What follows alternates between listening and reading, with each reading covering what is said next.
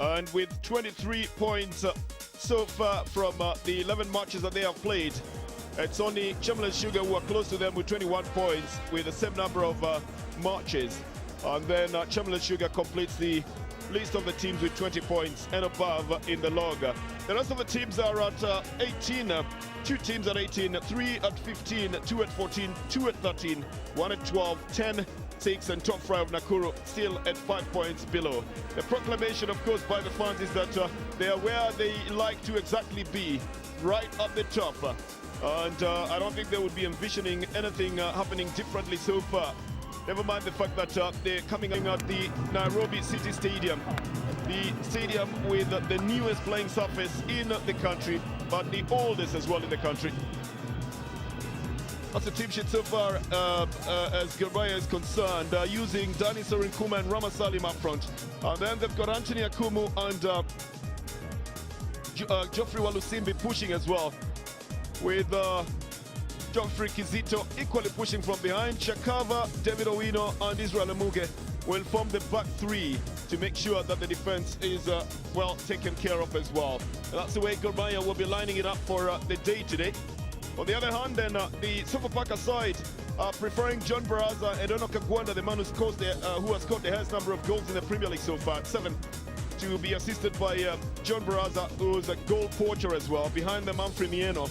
Kagogo will bring it from the left, and Ndolo Anthony will bring it from the right.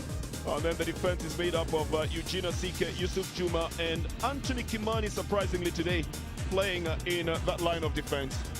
Good benches that they've got so far on the side. For Gor Mahia, Joseph Wanyonyi and George Odhiambo Blackberry have always been preferred in late. Shaban Kenga is equally first and might just come into the game today. Sofapaka have got John Joroge and Clifton Miheso on the bench, who they probably will need as well in the game today. The man in charge of the game is Rafael Duarte. He was assisted by Jubal Mondawiro and Fred Akida. And workshop manager Davis Amweno will be the fourth official in today's game. The two captains, Fale Mulumba and Musa Mohammed, I think, has been given the captaincy of the Gor Mahia side today.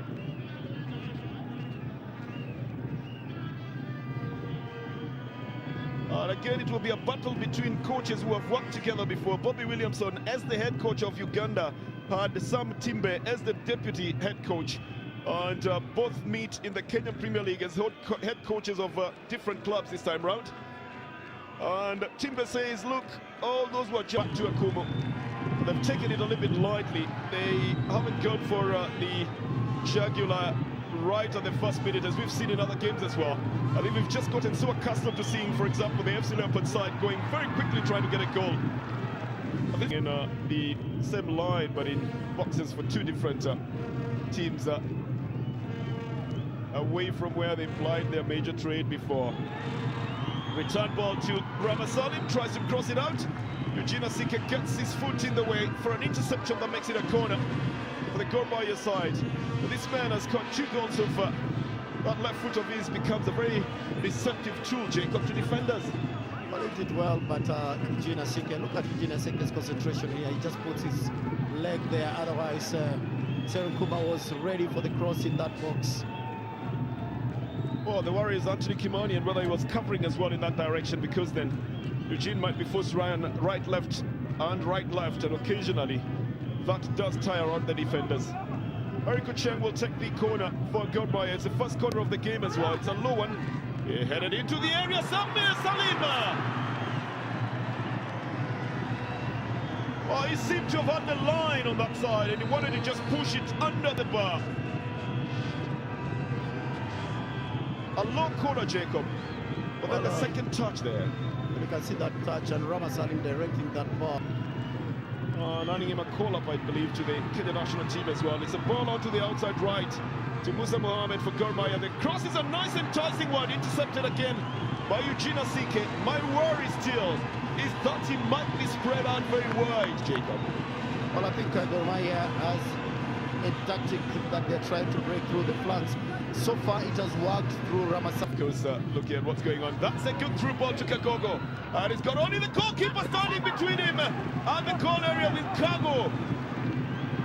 Approaching the scene as well, but the defense then just pushing the ball off the field of play.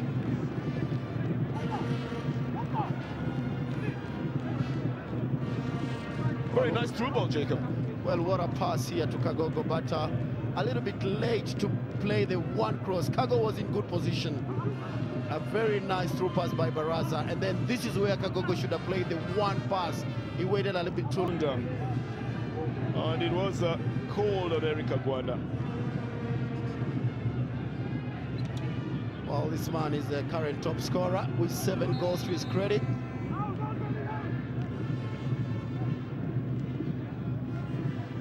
It's Walusimbi.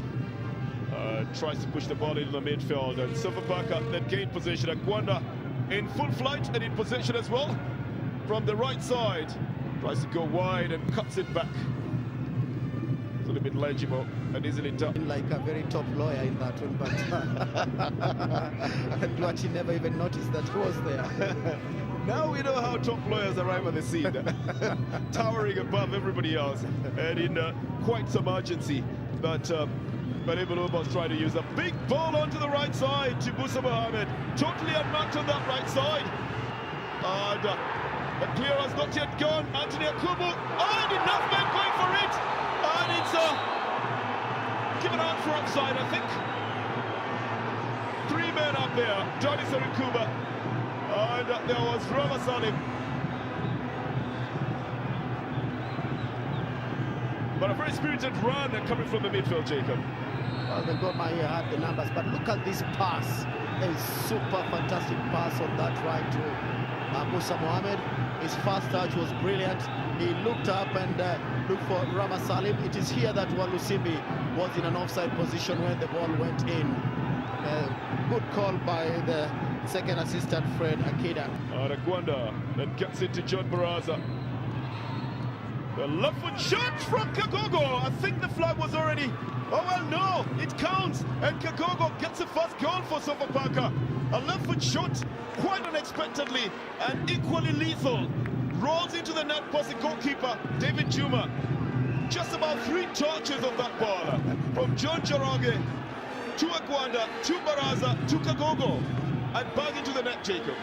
Well, they've been trying it the whole afternoon here. They've been opening on the right and left side, but this time it was a ball. The same John Baraza has been releasing Kagogo in that position, and Kagogo this time didn't wait to hit the far post here. But look at Baraza's first touch here. Touch of experience, and what a finish here by Patrick Kagogo to send Sofapaka on top.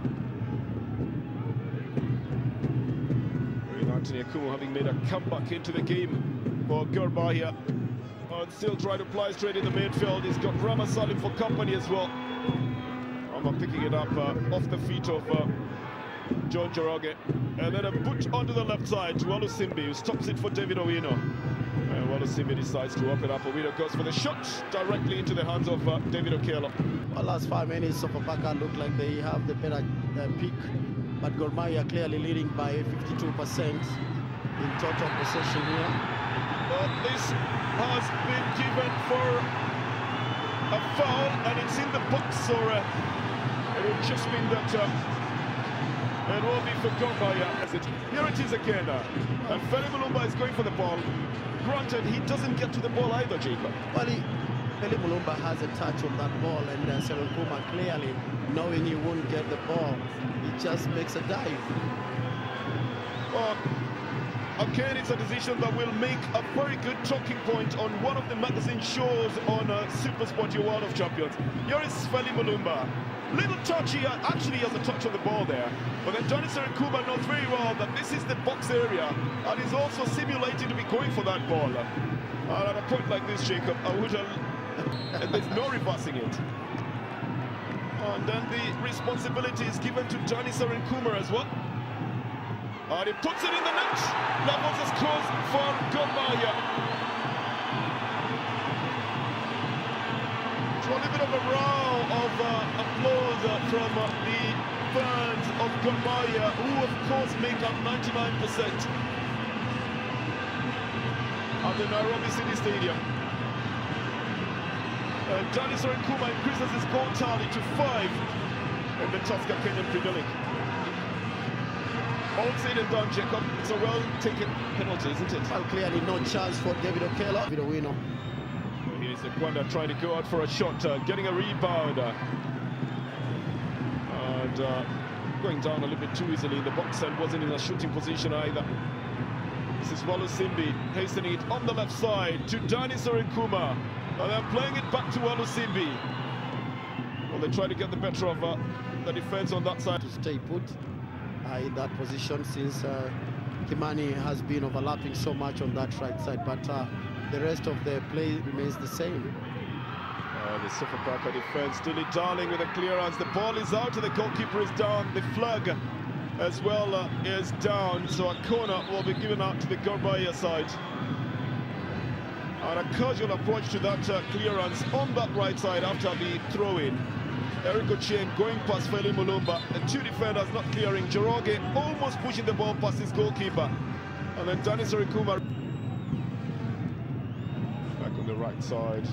Ultimately, the cross removing it from the left side. And Dani Sarinkuma is in the clear and going for a shot. It is stopped by the goalkeeper.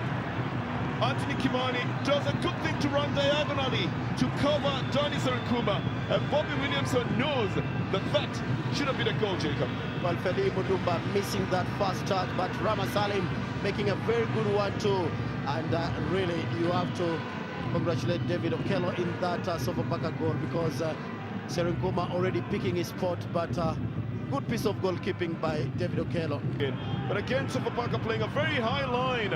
Another attempt to get the ball through to either Rama Salim or to Eric Ochieng, who's equally opening up front. Well, here it is then, coming to Eric Ochieng. Two men waiting for it. Musa Mohammed then lobs it into the area. Rama Salim then pushes back into the midfield. It's picked up by David Owino. And it tries to set up Dani Sarinkuma on the left side. Sarinkuma encountering a double marking. He's got support from Walusimbi. Across into the area. Siacha trying to clear it. Walusimbi again trying to play it with Dani Sarinkuma. This is an easy one by Rama Salim. It's into the net. Never mind the fact that there were two players on the ground injured at that time. But Rama Salim will give a chance to Gorbaya fans here in the Green Army to celebrate again. Oh, this has been the mark of celebrations in the last goals that Gorbaya has scored. But this was woven on the left side, with the ball still playing with two players on the ground, Gorbaya and a Sofapaka player.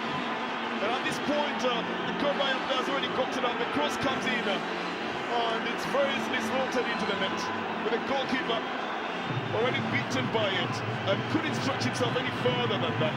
According to the clock, it should be full time at the moment. And a salute to Gorbaya by the Green Army. That's a final whistle. And Gorbaya extend their record of keeping it clean. Well, not shit, but keeping it clean at the Nairobi City Stadium, not losing a match at the Nairobi City Stadium. And with a big number of fans in green at the Nairobi City Stadium, well, another befitting win for this side. They had their hearts on their team. They came in full support of the team. They saw a very tactical game today, but at the end of it all, they've got their money's worth of a game here. And Sofapaka will have to regroup and re-strategize as well to be able to find a winning combination for them. They lost the lead when they played Western Steamer, drawing 3-3, and that wasn't very good at the mentality as well. George Owino, who came in as a substitute, cannot bear to look at what happened, but David Okello has been superb in goal for Sofapaka. John Baraza, the provider for Patrick Kagogo, and what a left foot shot. The ball bouncing just in front of the goalkeeper. He doesn't get a touch on it. And this is the one that will make a lot of talk in the papers and also in the magazine shows in the week to come. The penalty awarded to Gorbaya and then converted by Dani Sarinkuma.